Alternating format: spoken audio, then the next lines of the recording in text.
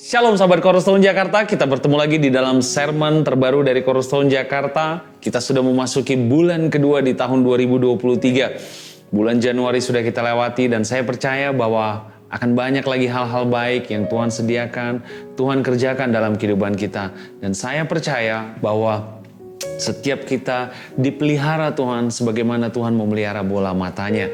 Hari ini kita akan belajar lagi hal baru, masih berbicara tentang pengharapan. Karena tema besar Cornerstone Jakarta di tahun 2023 berbicara tentang pengharapan yang memberikan kehidupan. Sebelum memulai sermon hari ini, saya ingin mengajak kita semua untuk bersatu di dalam doa. Bapa yang kami kenal dan kami sembah di dalam nama Tuhan kami Yesus Kristus. Pengharapan kami letakkan semuanya daripada Engkau. Dan kami percaya Tuhan, ketika Engkau yang menjadi pengharapan kami, maka kami akan melihat pengharapan-pengharapan tadi akan berbuah. Pengharapan-pengharapan tadi akan menghasilkan hal-hal yang baik. Pengharapan-pengharapan tadi akan terus menghasilkan hal-hal yang sesuai dengan apa yang Tuhan katakan. Pengharapan-pengharapan tadi akan terus berjalan bersama, beriringan dengan kasih karunia Tuhan. Kami mengucap syukur Tuhan atas semua yang sudah Kau berikan dan Kau kerjakan dalam kehidupan kami. Sebentar kami siap untuk mendengarkan firman Tuhan. Berkatilah hati, pikiran, perasaan, dan kehendak kami, sehingga kami dapat mengerti apa dari firman Tuhan yang disampaikan hari ini. Demi nama Tuhan kami Yesus Kristus, kami telah berdoa dan kami telah mengucap syukur. Amin. Bapak Ibu, tema besar Cornerstone Jakarta di tahun 2023 berbicara tentang pengharapan yang memberikan kehidupan. Kita sudah belajar di sermon-sermon sebelumnya bagaimana pengharapan itu harus memiliki satu dasar yang benar. Pengharapan tetap harus kita letakkan di dalam Yesus Kristus, di dalam kasih karunia Tuhan. Karena firman Tuhan yang berkata di perjanjian baru, bahwa pengharapan kita, segala sesuatu pengharapan kita harus ada di dalam Yesus Kristus. Pada saat pengharapan kita tidak di dalam Yesus Kristus, maka yang ada terjadi hanyalah condemnation, atau hanyalah penghakiman pada saat kita gagal melakukan apa yang Tuhan inginkan. Pengharapan juga berbicara tentang buah. Pada saat pengharapan mulai kita perkatakan, maka pengharapan tadi akan mulai berbuah. Kita juga sudah belajar bagaimana pengharapan membawa kita pada umur yang panjang. Bagaimana Abraham dan Ayub dipulihkan Tuhan. Abraham umurnya sampai 175 tahun.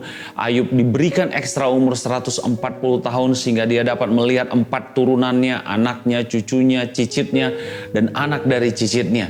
Bahkan Abraham yang tadinya seperti sudah tidak memiliki harapan untuk dapat memiliki anak, pada usianya yang ke-160 Tuhan memberikan dia cucu, yaitu Esau dan Yakub. Karena pada saat itu dikatakan Ishak melahirkan Esau dan Yakub memiliki anak Esau dan Yakub pada saat dia berumur 60 tahun. Artinya apa Bapak Ibu? Orang yang tadinya seperti sudah tidak memiliki harapan, orang yang tadinya seperti sudah tidak memiliki ada masa depan, tetapi Tuhan memutarbalikkan keadaannya sehingga Abraham dapat disebut sebagai bapa banyak bangsa. Abraham disebut sebagai bapa orang percaya, dan dia dapat melihat anaknya dan cucu-cucunya, bahkan sampai cucu-cucunya umur 15 tahun. Cerita ini dapat Bapak Ibu nanti lihat, pelajari dari kitab Kejadian. Dan hari ini kita ingin belajar lagi, masih berbicara tentang bagaimana pengharapan tadi dapat memberikan kesehatan bagi tubuh kita.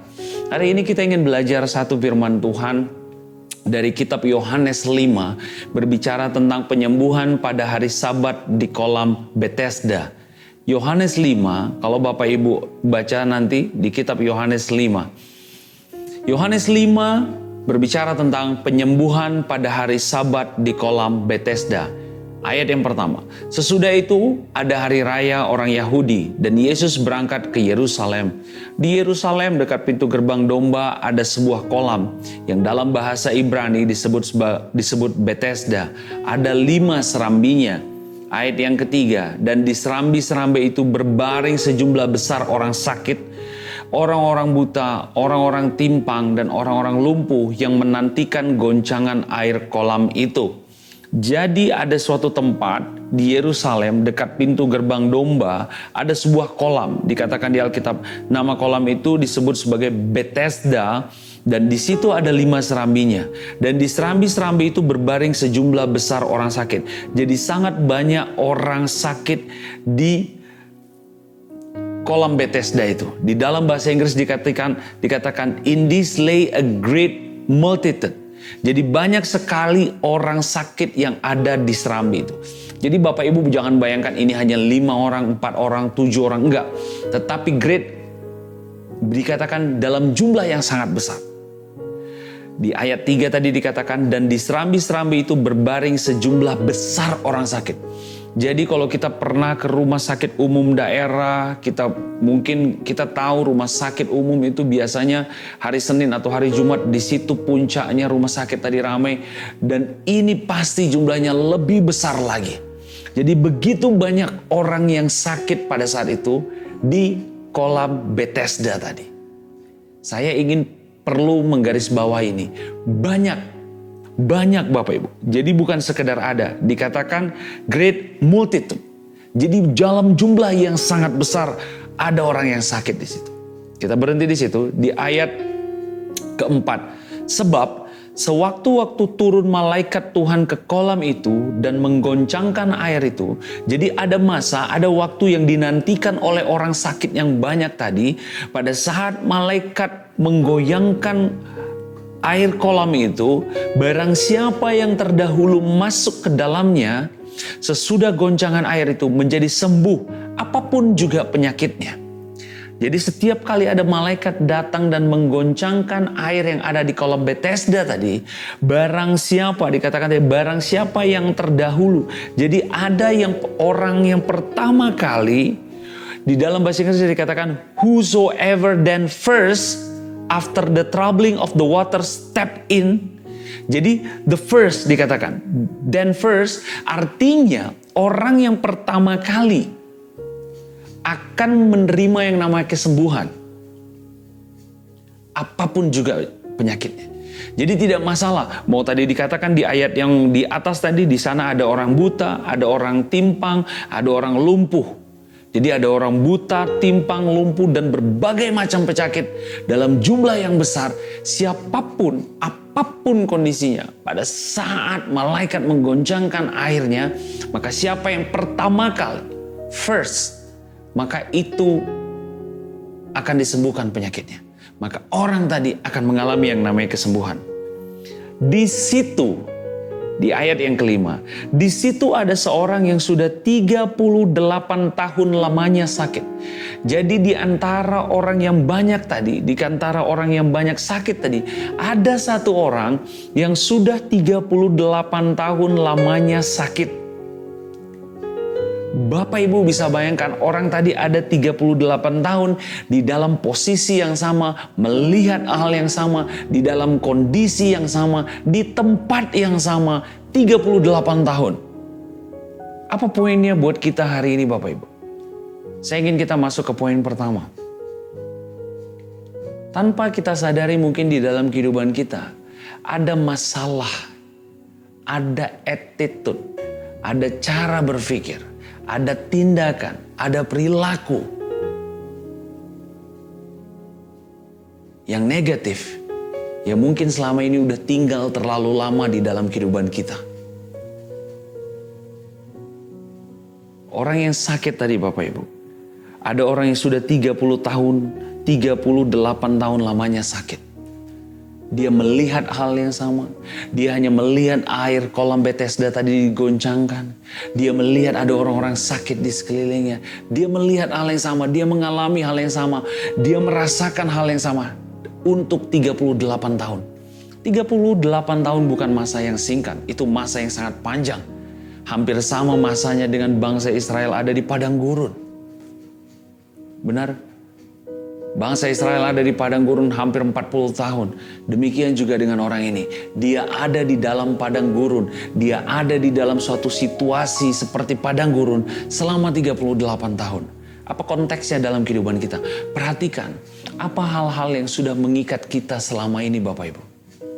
Mungkin kita ngerasa, I'm fine, aku baik-baik saja dengan karakterku seperti ini. Mungkin ada hal yang selama ini kita anggap enggan untuk mau perbaiki. Mungkin kita ngerasa nggak apa-apa Mario, biasa aja orang kalau temperamen. Bapak Ibu, saya ingin memberitahu kabar baik hari ini. Jangan mau duduk lama-lama di serambi-serambi tadi. Serambi-serambi tadi menjadi zona nyaman bagi orang yang sakit ini. 38 tahun. 38 tahun. Bahkan dia tidak mampu berpikir untuk bisa menghubungi orang lain. Untuk membayar orang lain mungkin. Untuk mencoba mencari pertolongan. Siapa yang bisa menggendong aku nanti. Kamu lempar aja ke dalam kolam itu. Dia pasrah dengan kondisinya selama 38 tahun. Hari ini Bapak Ibu. Tuhan ingin menarik engkau keluar dari keterikatanmu. Entah tentang apapun itu. Keterikatan terhadap cara berpikir. Keterikatan terhadap cara pandang kita terhadap dunia. Keterikatan kita terhadap dengan hubungan. Mungkin banyak yang tidak mau diperbarui cara pikirnya. Sehingga dia ngerasa bahwa cara pikir ini adalah cara pikir yang terbaik. Tindakan inilah tindakan yang terbaik. Renew your mind. Perbaiki, perbarui akal budi kita. Sehingga kita tidak mengalami hal yang sama untuk bertahun-tahun. Kita tidak stuck di tempat yang sama bertahun-tahun. Orang ini mengalami hal tersebut Bapak Ibu. 38 tahun. Dia hanya jadi penonton terhadap kesembuhan orang-orang lain. 38 tahun. Dia hanya mampu melihat orang-orang lain disembuhkan tanpa dia disembuhkan. 38 tahun dia hanya melihat dirinya sebagai orang yang tidak beruntung, dirinya sebagai orang yang lemah, dirinya sebagai orang yang tidak memiliki pengharapan. 38 tahun dia tidak dapat melihat ada kesembuhan. Bukankah demikian? Sering sekali dalam kehidupan kita, bertahun-tahun kita merasa sepertinya orang lain lebih diberkati. Bertahun-tahun kita sepertinya merasa kita nggak cukup beruntung. Bertahun-tahun kita merasa sepertinya kita nggak cukup baik. Bertahun-tahun kita merasa sepertinya diri kita tidak cukup talenta untuk dapatkan hal yang lebih baik. Sampai akhirnya Bapak Ibu, sampai akhirnya. Ketika ayat ke-6, Yohanes 5 ayat ke-6. Ketika Yesus melihat orang itu berbaring di situ. Dan karena ia tahu. Jadi Yesus tahu, perhatikan baik-baik. Yesus tahu kondisi orang tadi. Walaupun Yesus belum ngobrol sama dia. Dikatakan sini, karena ia tahu bahwa ia telah lama dalam keadaan itu, berkatalah ia kepadanya. Tuhan tahu bahwa engkau dan saya, sering sekali orang-orang percaya, ada di dalam kondisi yang sulit. Sudah lama, Tuhan tahu. Tuhan tahu Bapak Ibu.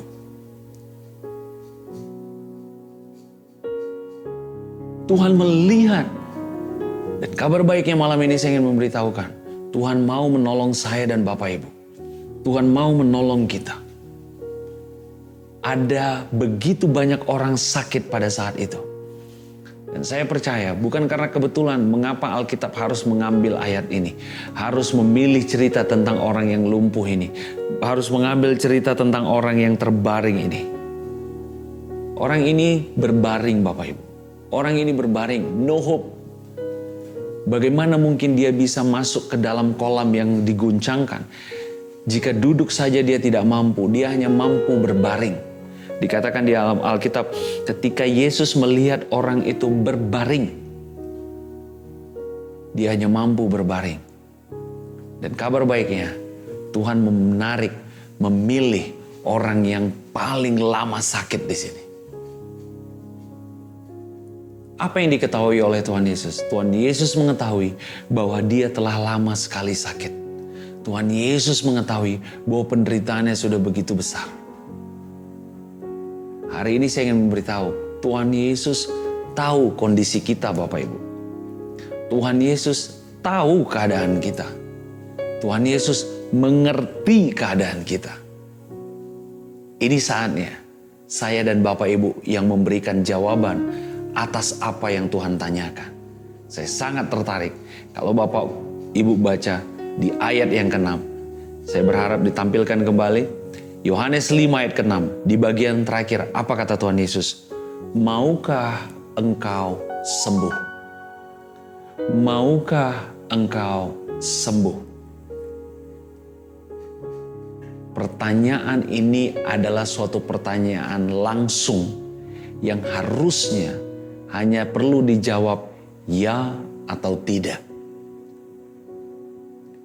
Harusnya pertanyaan ini dijawab dengan satu kata yang sederhana, ya atau tidak. Karena Tuhan bilang gini, bukan Tuhan bilang, jelaskan mengapa engkau mau sembuh.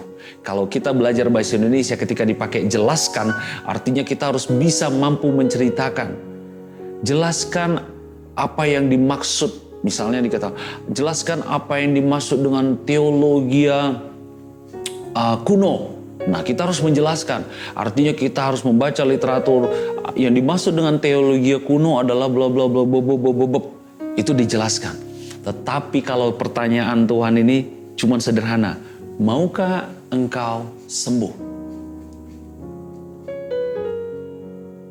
Harusnya bayangan saya, di kepala saya, jawaban orang yang lumpuh tadi harusnya sederhana. Mau Tuhan atau tidak Tuhan? Apa jawab orang tadi? Ayat ke-7, jawab orang sakit itu kepada Yesus. Tuhan, tidak ada orang yang menurunkan aku ke dalam kolam itu apabila airnya mulai goncang.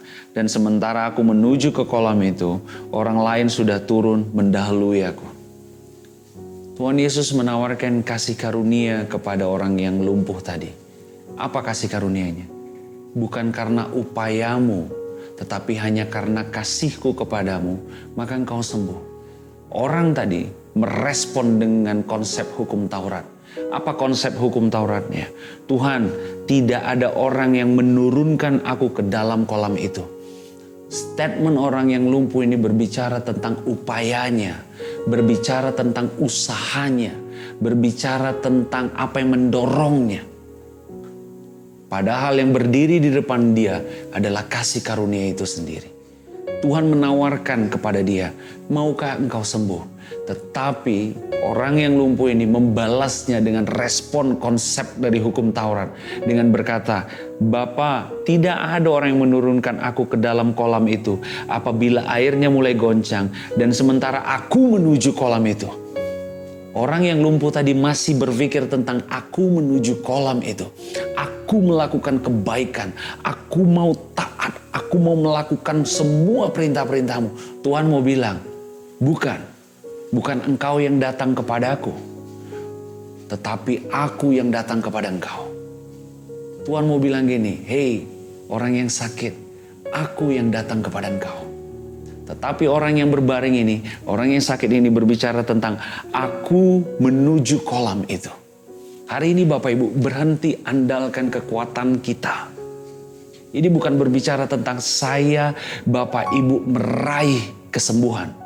Ini berbicara tentang kesembuhan yang ditawarkan kepada kita. Ini dua hal yang sangat berbeda. Perhatikan baik-baik. Kesembuhan bukanlah sesuatu yang saya dan Bapak Ibu upayakan. Kesembuhan bukanlah sesuatu yang saya dan Bapak Ibu upayakan. Orang yang lumpuh tadi masih memiliki cara berpikir hukum Taurat yang lama. Dia berbicara tadi, sementara aku menuju kolam itu. Tetapi Tuhan bukan berkata demikian. Yang Tuhan katakan, aku yang mendatangi engkau. Maukah engkau sembuh?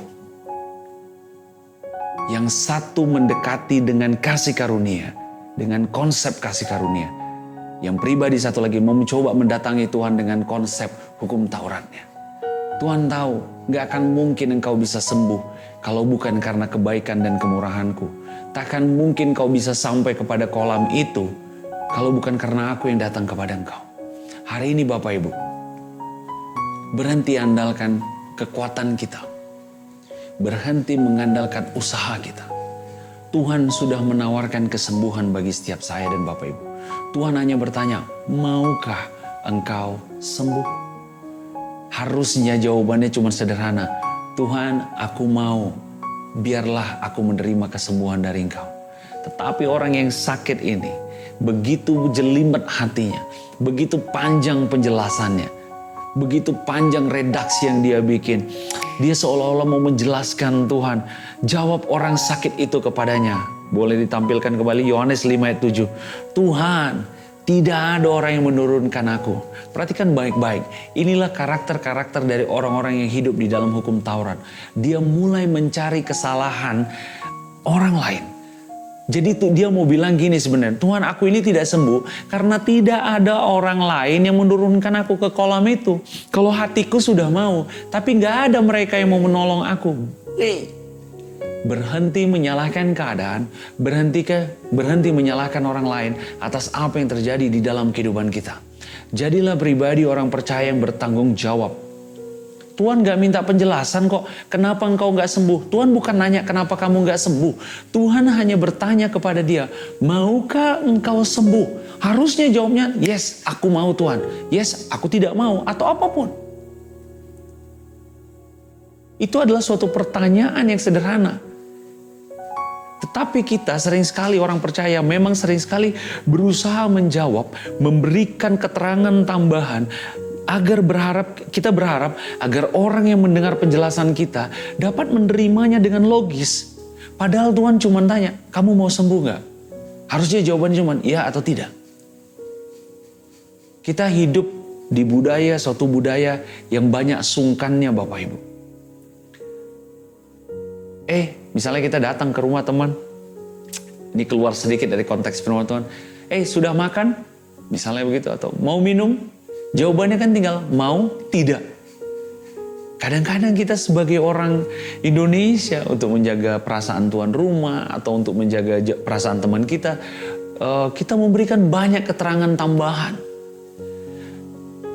Kita sering memberikan jawaban seperti orang yang di kolam Bethesda ini. Tuhan cuma tanya kok mau sembuh nggak? Jawab aja mau, yes, ini. Ini adalah konsep dari kasih karunia Bapak Ibu. Tuhan yang mendatangi saya dan Bapak Ibu untuk kita menerima kesembuhan dari Dia. Bukan kita yang berupaya masuk ke kolam tadi. Ketika orang tadi berpikir, sementara aku menuju ke kolam itu. Hari ini berhenti, andalkan effort kita.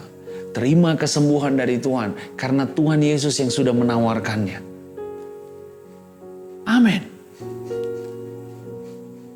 Kata Yesus kepadanya, ayat ke-8, Yohanes 5 ayat ke-8. Bangunlah, angkatlah tilammu, dan berjalanlah. Dan pada saat itu juga sembuhlah orang itu, lalu ia mengangkat tilamnya dan berjalan. Luar biasa Bapak Ibu. Orang yang tadinya 10 menit sebelumnya, orang yang tidak memiliki pengharapan, orang yang tidak lagi memiliki pengharapan, udah 38 tahun dia ada di pinggir kolam Bethesda itu berharap kesembuhan. Jadi bayangan saya dia gak mungkin umurnya 40, mungkin umurnya udah lebih dari 50-an. Jadi sejak dia remaja dia sudah ada di kolam Bethesda itu hanya terbaring, pagi, siang, malam terbaring. 38 tahun melakukan hal yang sama dan tidak mendapatkan hasil apa-apa. Kondisinya, keadaan dia menjadi suatu kondisi yang status quo. No hope, gak ada pengharapan. Udahlah, sampai akhirnya juru selamat datang dan berkata, maukah engkau sembuh? Dan orang tadi sudah tertutupi pikirannya dengan kondisinya selama 38 tahun. Perhatikan baik-baik, berapa lama pun kondisi yang sudah engkau alami saat ini. Mungkin kau sudah terikat dengan narkoba, terikat dengan sesuatu alkohol, terikat dengan masa lalu yang sudah begitu lama yang tidak dapat engkau lepas. Ini kabar baik. Maukah engkau sembuh? Tapi Mario, aku sudah tidak berbicara dengan dia lebih dari 10 tahun. Tapi aku sudah tidak berteman dengan dia lebih dari 20 tahun. Kami udah gak pernah ngomong lagi. Saya udah kesel sekali. Masa lalu kami begitu pahit. Kami begitu konflik loh. Hey, maukah engkau sembuh? Tuhan dapat memulihkan hubungan yang rusak Bapak Ibu. Tuhan dapat memulihkan kesehatan fisik yang hilang. Tuhan dapat memulihkan ekonomi kita. Mario, gak mungkin lagi aku bangkit. Sudah sejak menikah aku tidak pernah mengalami hal yang baik. Aku pikir rumah tangga kami gak akan mengalami lagi kecukupan finansial. Pertanyaan Tuhan cuma sederhana. Maukah engkau sembuh? Just answer. Jawab saja. Yes, I'm ready God. Aku siap Tuhan. Aku mau Tuhan. Gak usah ditambah-tambahin lagi keterangannya. Tuhan, jadi gini Tuhan. Gak mungkin lah engkau memberkati aku. Engkau melihat kondisi kami, engkau melihat kondisi anak-anakku, engkau melihat kondisi orang tua. Gak mungkin lah Tuhan. Tuhan cuma tanya, maukah engkau sembuh? Maukah engkau kupulihkan?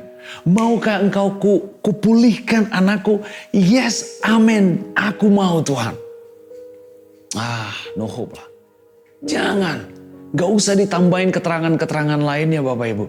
Hari ini, malam ini, setelah selesai sermon ini, cukup bilang, Tuhan, aku mau Engkau pulihkan. Tuhan, aku mau Engkau restorasi. Tuhan, aku mau melihat hal baik dari Engkau. Hari ini Tuhan bertanya kepada setiap kita. Apapun masalahmu, apapun pergumulan Bapak Ibu, apapun yang saat ini mungkin sakit penyakit yang sedang ada di tubuh Bapak Ibu, Tuhan bertanya malam ini, maukah engkau sembuh? Sederhana. Pada saat Tuhan berkata, maukah engkau sembuh? Kita nggak usah ngejawab. Jadi gini Tuhan, aku sudah mengikuti proses terapi ini. Dari terapi pertama sampai ke terapi ke-12. Nanti akan ada paket berikutnya, aku harus melakukan ini. Stop! Stop! Tuhan hanya bertanya, maukah engkau sembuh? Amin, aku mau Tuhan, aku terima kesembuhan dari Engkau. Maukah ekonomimu dipulihkan Tuhan? Ya, aku mau Tuhan. Sederhana. Ikut Tuhan itu nggak ribet Bapak Ibu. Tetapi pikiran kita yang sering sekali terlalu ribet untuk menyiapkan jawaban ketika Tuhan bertanya. Sering sekali kognitif kita andalkan dan kita pakai untuk memberikan argumentasi untuk membenarkan keadaan kita di hadapan Tuhan. Tuhan nggak peduli dengan masa lalu. Tuhan nggak tanya sama orang yang sakit tadi. Kamu udah berapa tahun sih sakit? 38 tahun. Kamu dulu ngapain aja? Ayo. Buat dosa ya, buat salah ya. Siapa yang membuat engkau seperti ini? Enggak. Tuhan tidak tertarik dengan masa lalu. Tuhan tidak tertarik dengan apa penyebab masalahmu. Dia lebih tertarik untuk membawa saya dan Bapak Ibu keluar dari masalah kita. Dia gak tertarik apa penyebab sakit penyakit kita. Dia lebih tertarik membuat engkau untuk mengalami yang namanya kesembuhan ilahi. Amin. Tetapi kita sebagai manusia sering sekali mencoba menceritakan hal-hal yang di masa lampau. Untuk memberikan argumentasi ke Tuhan. Untuk memberikan alasan Tuhan. Tuhan, aku udah bercoba. Aku udah pergi ke semua dokter. Aku sudah melakukan ini. Aku sudah melakukan ini. Aku sudah melakukan ini. Yes. Kesembuhan tidak terjadi karena kita mengandalkan effort kita. Hari ini Tuhan yang datang kepada orang yang sakit tadi. Bukan orang yang sakit tadi datang kepada Tuhan. Inilah kasih karunia Tuhan. Kasih karunia Tuhan itu mendatangi kita. Hari ini buka pikiran kita dengan tangan yang terbuka, hati yang terbuka. Terima kesembuhan dari Tuhan. Maukah engkau sembuh? Maukah ekonomimu dipulihkan? Maukah pekerjaanmu dipulihkan? Maukah bisnis usahamu diberkati? Maukah hubunganmu dipulihkan? Maukah? Jawab sederhana Bapak Ibu. Setelah selesai menonton sermon ini, masuk ke kamar, ambil waktumu, pergi ke toilet dan berdoa, Tuhan, aku mau. Aku mau. Tuhan adalah pribadi yang begitu bersemangat dan antusias untuk memberkati saya dan Bapak Ibu. Di ayat ke-9 saya ulangi sekali, dan pada saat itu juga sembuhlah orang itu, lalu ia mengangkat tilamnya dan berjalan. Amin. Amin. Pada saat engkau datang kepada kasih karunia Tuhan dan engkau berkata, iya Tuhan aku mau. Tidak butuh waktu lama. Orang yang tadinya 38 tahun gak bisa berdiri, gak bisa duduk, gak bisa berjalan. Dan dalam waktu yang sekejap terjadi yang namanya recovery. Terjadi yang namanya akselerasi pemulihan. Terjadi namanya pemulihan yang di luar kenormalan manusia.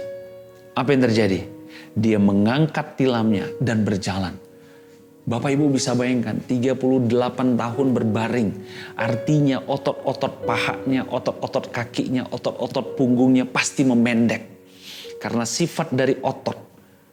Jika tidak di stretching, tidak ditarik, tidak dilakukan olahraga, exercise atau apapun, otot akan cenderung memendek.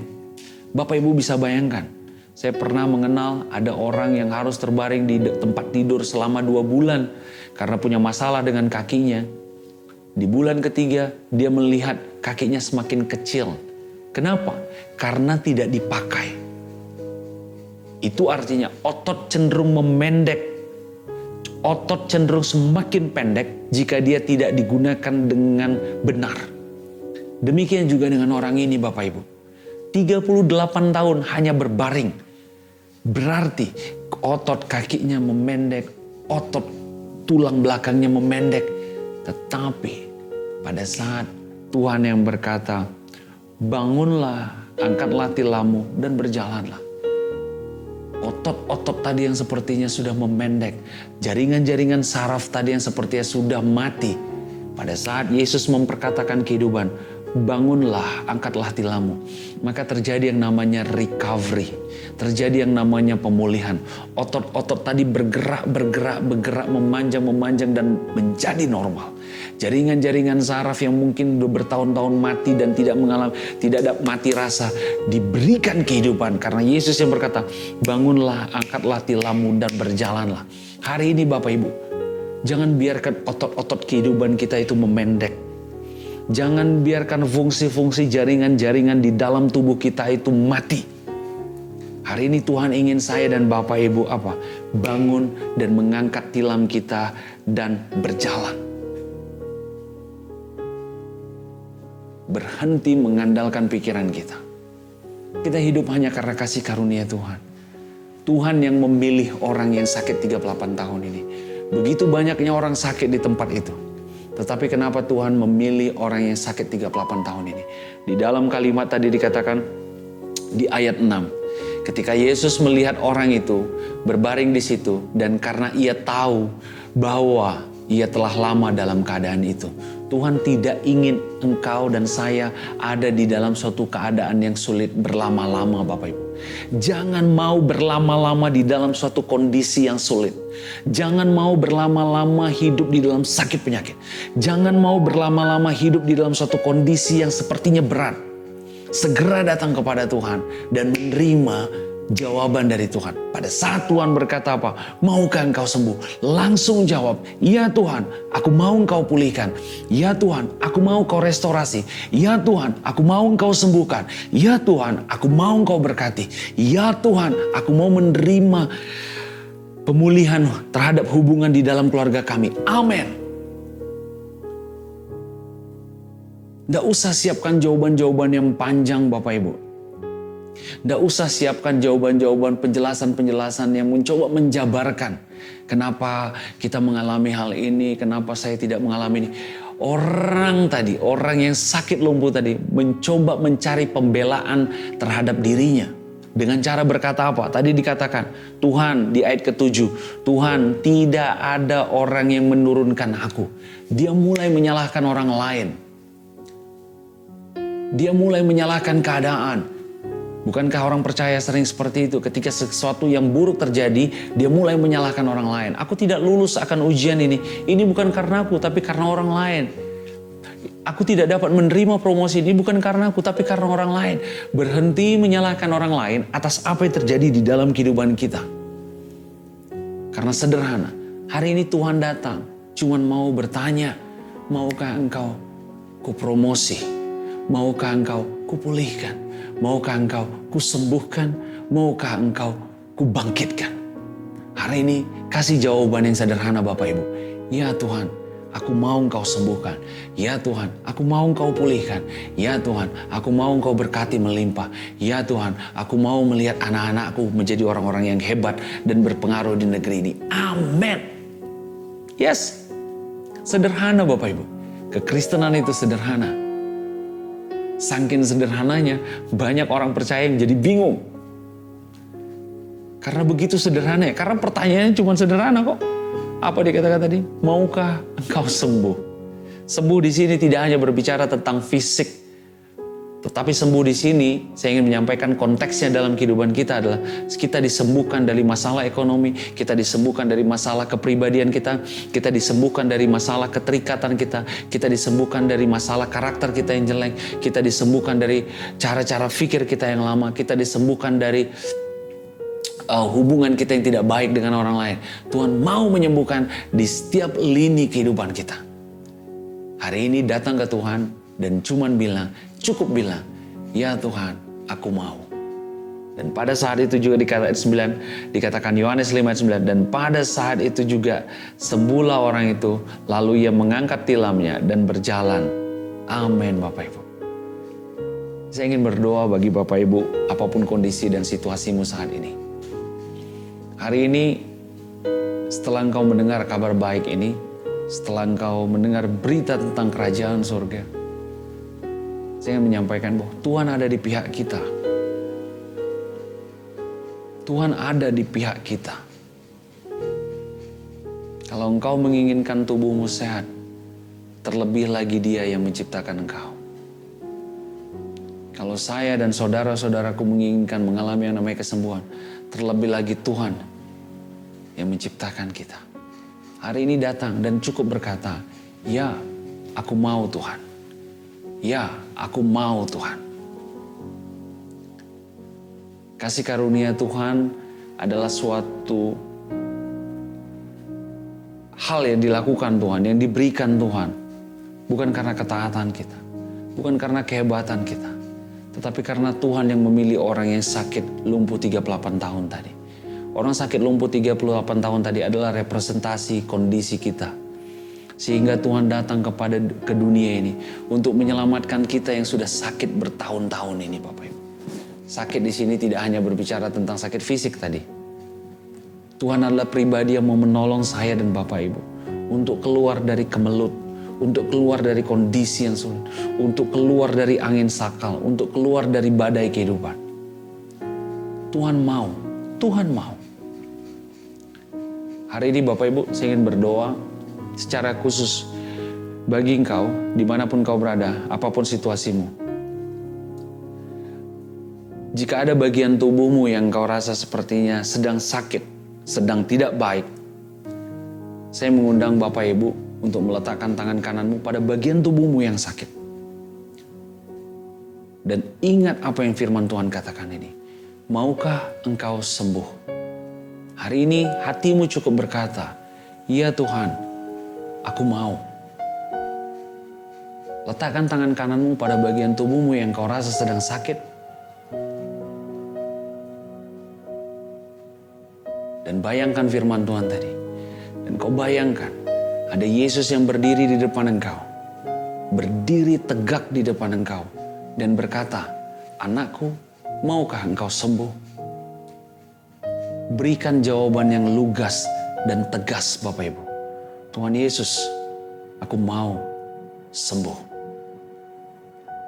Izinkan saya berdoa bagi Bapak Ibu. Bapa, di dalam nama Tuhan Yesus Kristus, secara pribadi saat ini aku ingin berdoa buat orang-orang yang meletakkan tangan kanannya pada bagian tubuhnya yang sakit. Di dalam nama Tuhan Yesus Kristus, organ tubuhnya disempurnakan. Di dalam nama Tuhan Yesus Kristus, sakit penyakit terangkat, terlempar ke dalam laut dan jangan pernah kembali ke tubuhnya. Di dalam nama Tuhan Yesus Kristus, lutut yang sakit disembuhkan. Di dalam nama Tuhan Yesus Kristus, tangan yang cedera dipulihkan. Di dalam nama Tuhan Yesus Kristus, mata yang sakit disembuhkan. Di dalam nama Tuhan Yesus Kristus, stroke sempat menimpa teman-teman atau sahabat Cornerstone, siapapun kau yang menonton ini. Aku perkatakan kehidupan terjadi dalam kehidupanmu. Aku perkatakan kehidupan terjadi pada tubuhmu di dalam nama Tuhan Yesus Kristus. Ada orang-orang yang mungkin sedang mengalami masalah dengan limfanya. Orang yang mengalami masalah dengan ginjalnya. Mengalami masalah dengan jantungnya. Di dalam nama Tuhan Yesus Kristus, sembuh, sehat, sempurna. Hari ini Tuhan Yesus datang kepada engkau dan bertanya, maukah engkau sembuh? Berikan jawaban yang lugas, berikan jawaban yang tegas. Tuhan, aku mau sembuh. Terima kasih Tuhan, karena hari ini kami dapat merasakan yang namanya kesembuhan. Hari ini kami dapat merasakan yang namanya pemulihan. Karena kami tahu Bapa, Engkau yang datang kepada kami. Inilah kasih karunia-Mu. Dan hari ini kami mulai berdiri, berjalan dan mengangkat tilam kami. Dan kami keluar dari kondisi kami. Kami keluar dari situasi sulit kami. Kami keluar dari keadaan status quo kami. Kami keluar menuju kepada kasih karunia-Mu. Karena kami siap untuk menerima segala yang baik daripada Engkau. Amin. Yes, saya Mario Martin Gultom berhenti berbicara hari ini Bapak Ibu. Kita sudah belajar banyak hari ini berbicara tentang dari kitab Yohanes tadi. Saat Tuhan datang kepada engkau dan dia berkata, maukah engkau sembuh? Maukah engkau kupulihkan? Maukah engkau kubangkitkan? Maukah engkau promosi? Pada saat itu juga jangan panjang-panjang jawabannya. Cukup jawab, ya aku mau Tuhan. Aku mau disembuhkan, aku mau dipulihkan, aku mau diberkati, aku mau diangkat jadi kepala dan bukan ekor. Aku mau hidupku terus naik dan tidak akan turun. Aku mau engkau baringkan di padang yang berumput hijau. Aku mau engkau bawa ke air yang tenang. Aku mau Tuhan engkau hidangkan bagianku di hadapanku, makanan di hadapan para lawan-lawanku. Aku mau Tuhan tangan kananmu yang kuat yang memberikan aku kemenangan. Yes, Bapak Ibu, saya ingin mengingatkan kembali bahwa Cornerstone Jakarta sudah memulai ibadah onsite setiap hari Jumat jam 12 siang di gedung Atria Ed Sudirman. Sampaikan kabar baik ini kepada teman-teman, saudara-saudara, untuk kita bisa berfellowship bersama, beribadah, berkumpul untuk menikmati kasih karunia Tuhan. Setiap hari Jumat di gedung Atria Ed Sudirman, lantai 5 jam 12 siang. Tuhan Yesus memberkati engkau, Tuhan Yesus mengasihi engkau. God bless you and see you.